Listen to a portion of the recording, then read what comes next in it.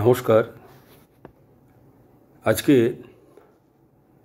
আমি আপনাদের সামনে একটা বিষয় নিয়ে আলোচনা করব, যেটা আজকে সকালে আমাদের বেশ কিছুজন আমরা এই বিষয়টা নিয়ে আলোচনা করছিলাম। তা তাদের বক্তব্য ছিল সেটা হচ্ছে ঠাকুরের সঙ্গে মহাত্মা গান্ধীজির সম্পর্ক কীরকম ছিল, সেই বিষয় নিয়ে আলোচনা হচ্ছিল।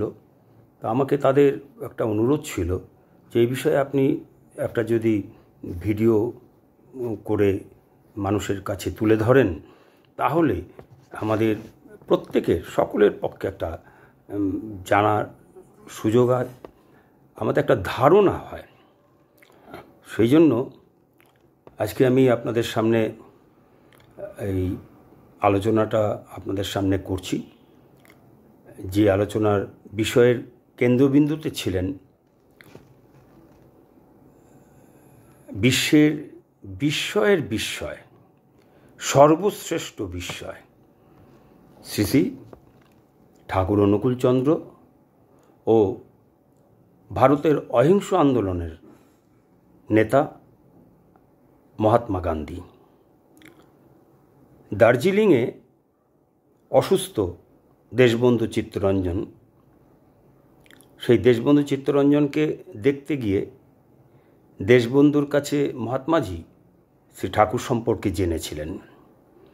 শ্রী ঠাকুরের সংস্পর্শে এসে দেশবন্ধুর মতন প্রবল ব্যক্তিত্ব সম্পন্ন একজন দুঁদে আইনজ্ঞ তার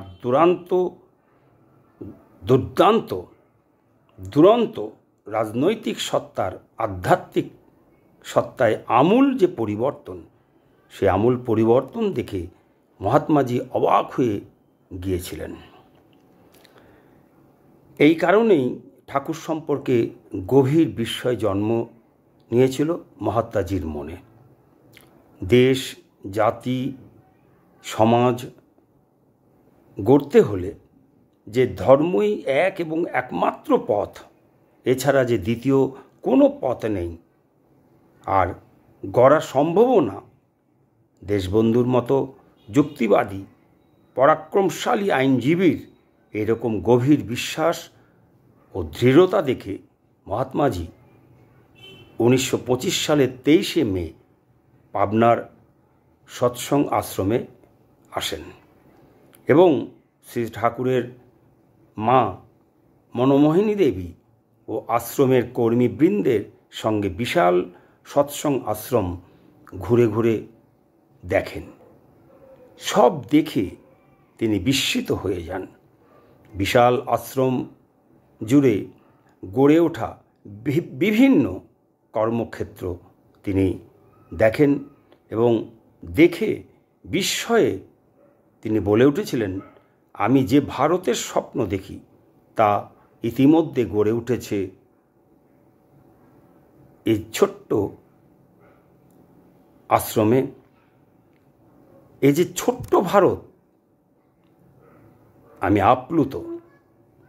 মহাত্মাজি শ্রী ঠাকুরের মা মনমোহিনী দেবীর ব্যক্তিত্ব, সেবা ও মিষ্ট কথা সবেতে মুগ্ধ হয়ে বলেছিলেন, I have never seen such a masterful woman of such wonderful personality in my life. এমন বিস্ময়কর ব্যক্তিত্ব সম্পন্না মহিলা, মহিষী নারী আমি জীবনে কখনো দেখিনি। পরবর্তী সময়ে যখন দ্বিতীয়বার মহাত্মাজি শ্রী ঠাকুরের অসুস্থতার খবর শুনে কলকাতায় তাকে দেখতে এসেছিলেন, তখন কথা প্রসঙ্গে মহাত্মাজি হাসতে হাসতে শ্রী ঠাকুরকে বলেছিলেন, আপনার আশ্রম থেকে ফিরে আসার পর একদল লোক এসে আপনার খুব নিন্দা করল, আবার একদল লোক খুব প্রশংসা করল, অথচ উভয় দলেই বিশিষ্ট ব্যক্তিগণ রয়েছেন। ব্যাপারটা ভালো করে একটু বোঝার দরকার আছে। মহাত্মাজি কি বলছেন উভয় দলেই বিশিষ্ট ব্যক্তিগণ রয়েছেন। তাহলে আমরা এর থেকে অনেক কিছু ইঙ্গিত পাই। বিশিষ্ট ব্যক্তিরা যখন ঠাকুরের নিন্দা করেছেন, প্রশংসাও করেছেন আর এক দল বিশিষ্ট ব্যক্তি। এই দু দলের মধ্যে বিশিষ্ট ব্যক্তিরা আছেন। তো বিশিষ্ট ব্যক্তিরা যখন নিন্দা করেন তখন সাধারণ মানুষের কাছে বেশি কিছু আশা করা উচিত নয়। যাই হোক, ঠাকুর কথা শুনে বললেন, তখন বলেছিলেন যে প্রশংসার কথা তো জানি না, তবে নিন্দা যদি কিছু শুনে থাকেন তবে ভরসা হয় পরম পিতার কাজ তাহলে একটু আধটু শুরু হয়েছে। ঠাকুরের এই কথায় মহাত্মাজি মুগ্ধ হয়ে হাসতে লাগলেন। শেষে বললেন, আপনার সংস্পর্শে এসে দেশবন্ধুর যে অদ্ভুত মানসিক পরিবর্তন, এই মানসিক পরিবর্তন যে আপনার সংস্পর্শে এসে সাধিত হয়েছে তা দার্জিলিংয়ে দেশবন্ধুর সাথে আলাপ করে বুঝতে পেরেছি। তখন শ্রী ঠাকুরের বয়স প্রায় 40 বছর আর মহাত্মাজির বয়স 56 বছর। শ্রী ঠাকুরের চেয়ে মহাত্মাজি 16 বছরে বড় ছিলেন। তারপর ভারতের বুকে বয়ে গেছে অনেক জল, ঘোলা জল, বেনজলে একাকার হয়ে গেছিল ভারতবর্ষ। সমস্যার নানা টানা পড়েনে ওলট পালট হয়ে গেছিল ভারতের মানচিত্র। কি মধুর সম্পর্ক ছিল উভয়ের মধ্যে, ছিল শ্রদ্ধা, সম্মান, ভালোবাসার অটুট বন্ধন। কতটা মহাত্মাজির অন্তর্দৃষ্টি জাগ্রত ছিল, ছিল প্রবল, যে শুধু দেশবন্ধুর মতো কঠোর যুক্তিবাদী, দুঁদে আইনজ্ঞ, দুরন্ত রাজনীতিবিদের আমূল পরিবর্তন মহাত্মাকে ভাবতে বাধ্য করেছিল যে দেশবন্ধুর মতো এমন প্রবল পরাক্রমশালী আইনি ও রাজনৈতিক সত্তার কি করে আধ্যাত্মিক সত্তায় পরিবর্তন হতে পারে। কি সে কারণ, কে সে ব্যক্তি, সেই ব্যক্তির সঙ্গে আমাকে দেখা করতেই হবে। এতটাই মহাত্মাজিকে কৌতূহলী করে তুলেছিল। এ প্রসঙ্গে মনে পড়ে ঠাকুরের কথা। আমাদের সৎসঙ্গীদের উদ্দেশ্যে তিনি বলেছিলেন, তোমাকে দেখে চিনবে লোকে তোমার ঠাকুর কেমন। তোমাকে বলতে হবে না তুমি সৎসঙ্গী, তুমি ঠাকুরের দীক্ষিত। তোমার জীবন, তোমার কথা, তোমার আচরণ, তোমার আন্তরিকতা, তোমার প্রেম, তোমার ভালোবাসা, তোমার দয়া, তোমার মায়া, স্নেহ, মমতা, তোমার জ্ঞান দেখে বলবে লোকে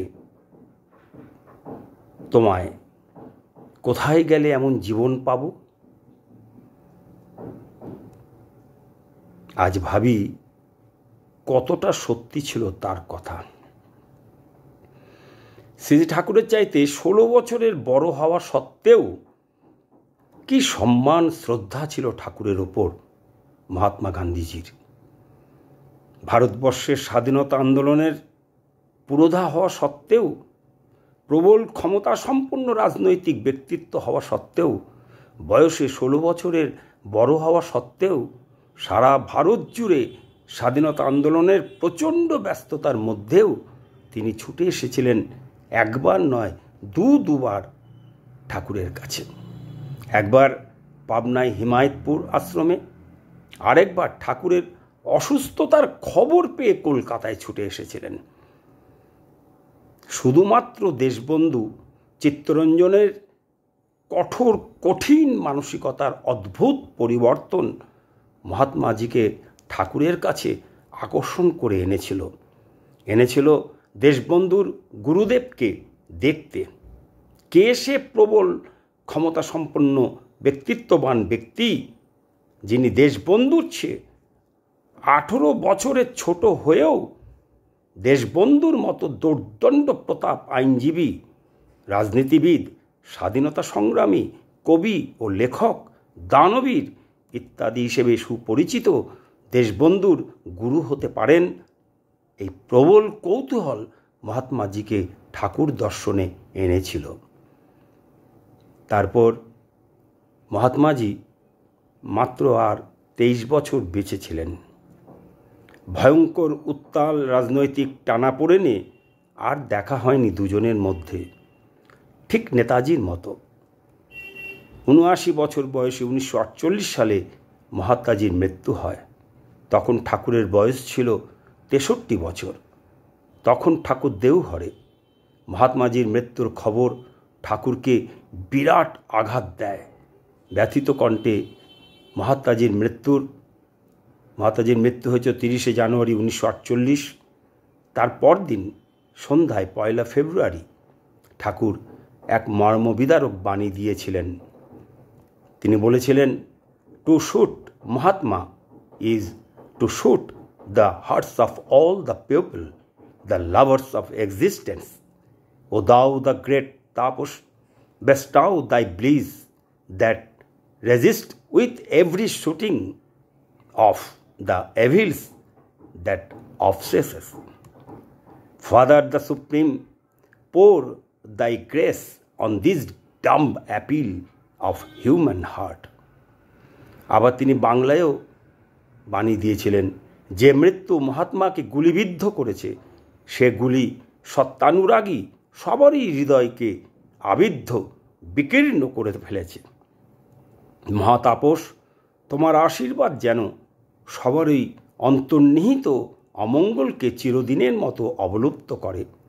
পরমপিতা, মানুষের এ আবেদন তুমি মঙ্গলে পূর্ণ করে তোলো। আজ শুধু মনে প্রশ্ন জাগে আর কল্পনার চোখে দেখি, যদি দেশবন্ধু ও মহাত্মাজি দেশ স্বাধীন হওয়ার পরও বেঁচে থাকতেন বহুদিন, তাহলে কি হতো? যদি বেঁচে থাকতেন কেমন হতো রসায়ন? দেশের বর্তমান অবস্থার কথা ভাবতে ভাবতে চোখ ঝাপসা হয়ে আসে। মহাত্মা গান্ধী ১৯২৫ সালের ১৬ জুলাই বলেছিলেন তার সম্পাদিত ইয়াং ইন্ডিয়া পত্রিকায়, I have seen many great men in this world, but have never seen a man with such an extraordinary power in all respects and as lovely as Shri Thakur Anukul Chandra. আজ স্পষ্ট দেখতে পাই জাতির পিতা মহাত্মা গান্ধী সত্যদ্রষ্টা পুরুষ পরমপিতা শ্রী ঠাকুরের সামনে দাঁড়িয়ে তাঁর দিকে অশ্রু সজল চোখে তাকিয়ে আছেন। তাকিয়ে থেকে তার অস্ফুট কণ্ঠে বেরিয়ে আসছে, যেন মনে হচ্ছে তিনি বলছেন, কিন্তু আমি তার কোনো পরামর্শ নিইনি এবং নেওয়া প্রয়োজন মনে করিনি দেশের স্বাধীনতার প্রশ্নে। দেশের স্বাধীনতার সময় যখন শ্রী ঠাকুর অনুকূলচন্দ্র দেশের প্রায় প্রথম সারির নেতাদের সঙ্গে দেশের স্বাধীনতার প্রশ্নে কি করা উচিত আলোচনা করা সত্ত্বেও তাঁর সে পরামর্শ গ্রহণযোগ্য বলে মনে হয়নি দেশ নেতাদের। ভারত ভাগের ব্যাপারে শ্রী ঠাকুর অনুকূলচন্দ্র যখন দেশের প্রথম সারি নেতাদের কাছে তার ভবিষ্যৎ সাবধান বাণী, dividing compromise is hatch of the animosity, দেশ ভাগ করে হিন্দু মুসলমানের সমস্যার সমাধানের অর্থ তা দিয়ে শত্রুতার ডিম ফোটানো। দেশ ভাগ করে সমস্যার সমাধানের অর্থ তা দিয়ে শত্রুতার ডিম ফোটানো। এই সাবধানবাণী পাঠানো হলো দেশের নেতৃবৃন্দের কাছে দেশ ভাগের আগে, কিন্তু তখন তার কথা কেউ গুরুত্ব দেয়নি, পাত্তা দেয়নি, আমল দেয়নি। যখন তিনি বাংলা ভাগ যাতে না হয়, হিন্দু মুসলমানের দীর্ঘদিনের একসাথে মিলেমিশে থাকার ঐক্য বিনষ্ট না হয়, অটুট থাকে, হিন্দু মুসলমানের জনসংখ্যার ভারসাম্য বজায় রাখা যায়, তার জন্য তিনি সমাধান দিয়েছিলেন সেই সময়ের নেতাদের, হিন্দু মুসলমানের প্রভাবশালী ব্যক্তিদের পরামর্শ দিয়েছিলেন জনসংঘের প্রতিষ্ঠাতা শ্রী শ্যামাপ্রসাদ মুখোপাধ্যায়কে। এই নিয়ে শ্যামাপ্রসাদ মুখোপাধ্যায়ের সঙ্গে ঠাকুরের দীর্ঘ আলাপ আলোচনা হয়েছিল। বরং সেই সময় যখন তার সঙ্গে দীর্ঘ এই বিষয় নিয়ে আলোচনা হচ্ছিল, তখন শ্যামাপ্রসাদ মুখোপাধ্যায় সব শুনেছিলেন। ঠাকুর তাকে বলেছিলেন, খুব দ্রুত এই কাজ সমাধা করতে হবে। গদায় লস্করি চালে চললে হবে না, সামনে ঘোর বিপদ আসছে, ভয়ঙ্কর বিপদ আসছে। দ্রুত যদি এই সমস্যার সমাধান করা না যায় তাহলে ভয়ঙ্কর বিপদ আমাদের গ্রাস করে ফেলবে। কিন্তু ঠাকুরের তখন সেই সময়ের সাবধান বাণী, বাংলা ভাগের দেশভাগের সম্পর্কে ভবিষ্যৎবাণী করা সত্ত্বেও তার কথাকে কেউ গুরুত্ব বা মূল্য দেননি। বরং সেই সময় যখন তিনি একার উদ্যোগে বাংলা ভাগকে আটকাবার জন্য, হিন্দু মুসলমানের ঐক্যকে রক্ষা করবার জন্য উঠে পড়ে লেগেছিলেন, হিন্দু মুসলমানের সমতা রক্ষা করার জন্য, ভারসাম্য বজায় রাখার জন্য, উভয় সম্প্রদায়ের চিরকালীন মঙ্গলের জন্য, উভয় সম্প্রদায়ের বাঙালির মধ্যে বহু বছরের যে বাঙালি কৃষ্টি সংস্কৃতি, বাঙালি সত্তা, সম্প্রীতি, এক আত্মাবোধ রক্ষা করার জন্য, অটুট রাখার জন্য, যাতে কোনো অবস্থায় দাঙ্গা না বাঁধে, সেই জন্য বহু হিন্দু মুসলমান পরিবারকে বিভিন্ন জায়গার থেকে এনে, যেখানে হিন্দু কম মুসলমান বেশি, মুসলমান কম হিন্দু বেশি, সমান বসতি স্থাপনের আপ্রাণ চেষ্টা করেছিলেন হিন্দু মুসলমানের জনসংখ্যার ভারসাম্য বজায় রাখার জন্য। কিন্তু তখন তৎকালীন নেতৃবৃন্দ, বাংলাদেশের প্রভাবশালী নাগরিক কেউই সত্যদ্রষ্টা শ্রী ঠাকুরকে সাহায্যের জন্য হাত বাড়িয়ে দেননি। উপরন্তু সেই সময়ের বহু প্রতিষ্ঠিত ক্ষমতাশালী হিন্দু জমিদার তার কাজে বিরাট বাধা সৃষ্টি করেছিল। ফলে তিনি হিন্দু মুসলিম সমতা রক্ষা, ভারসাম্য বজায় রাখা, সম্প্রীতি ঐক্য রক্ষা, দাঙ্গা আটকানো, দেশভাগ ইত্যাদি সব কাজে ব্যর্থ হন। দেশভাগ ও বাংলা ভাগ নিশ্চিত হয়ে যায়, দেশ টুকরো হয়ে যায়, বাংলা দুভাগ হয়ে যায়, হিন্দু মুসলমান পরস্পরের দীর্ঘদিনের একসাথে মিলেমিশে থাকার ঐতিহ্য নষ্ট হয়ে যায়, দেশভাগ ও হিন্দু মুসলমান দুই সম্প্রদায় পরস্পরের চিরদিনের শত্রু হয়ে যায়। দীর্ঘ বহু বছরের বাঙালি কৃষ্টি সংস্কৃতি, বাঙালি ঐক্য, বাঙালি সত্তা, বাঙালি এক আত্মার ধ্বংস হয়ে যায়। দীর্ঘ বহু বছরের এক ঐতিহ্যশালী ইতিহাস ধ্বংসের বীজ বপন হয়ে যায়, যা আজ দুই বাংলার সম্পর্কের মধ্যে মহিরুহ হয়ে দাঁড়িয়েছে, যা আমরা প্রতি মুহূর্তে যে কোনো বিষয় নিয়ে দুই বাংলার মধ্যে ভয়ঙ্কর বাদানুবাদ আমরা দেখতে পাই। প্রতিদিনই আমরা দেখতে পাই ফেসবুকে, যে কোনো বিষয় নিয়ে। আর মধ্যে সবচেয়ে বড় ব্যাপার খেলা। আমরা সবাই দেখতে পাই দু বাংলায় পরস্পরের প্রতি চলছে কি বাদানুবাদ চলছে দেখতে পাই আমরা। ফলস্বরূপ দেশ স্বাধীন হওয়ার পরপরই এবং আজও ৭৮ বছর পরে সত্যদ্রষ্টা শ্রী ঠাকুরের বলে যাওয়া বাণী, dividing compromise is hatch of the animosity, দেশ ভাগ করে হিন্দু মুসলমানের সমস্যার সমাধানের অর্থ তা দিয়ে দিয়ে শত্রুতার ডিম ফোটানো, এই বাণী সত্য প্রমাণিত হয়। এর থেকে আজও আমরা দেশবাসী, দেশনেতা নেত্রীরা কোনো শিক্ষা নেওয়ার প্রয়োজন মনে করিনি। ভুলে গেছি ভয়ঙ্কর নিষ্ঠুর অতীত, দেশভাগ বাংলা ভাগের যন্ত্রণা, ভুলে গেছি সত্যদ্রষ্টা ঠাকুরের একক প্রচেষ্টা ও বুকের যন্ত্রণা, ভুলে গেছি সমস্ত কিছু। আমরা ঠাকুরকে তৎকালীন স্বাধীনতা সংগ্রামে কোনো গুরুত্ব না দেওয়া, দেশভাগের ব্যাপারে কোনো রকম পরামর্শ না করা, the greatest phenomenon of the world হওয়া সত্ত্বেও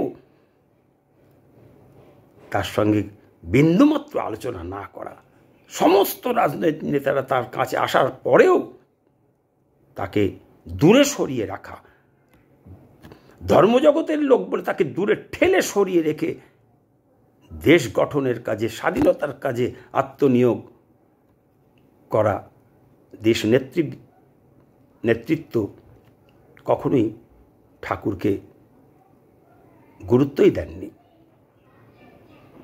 তেই ভুলে গেছি সত্যদ্রষ্টা ঠাকুরের সেই একার চেষ্টা এবং বুকের তীব্র যন্ত্রণা। ঠাকুরের যারা সৎসঙ্গী, ঠাকুর তার সৎসঙ্গীদের সোনার সৎসঙ্গী বলতেন। তো ঠাকুরের সোনার সৎসঙ্গীরাও তাই।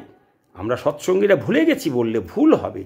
আমরা অতীত যন্ত্রণাময় ইতিহাস জানিই না। আজ এই পর্যন্ত। আবার আগামীতে দেখা হবে আপনাদের সাথে। নমস্কার। জয় গুরু।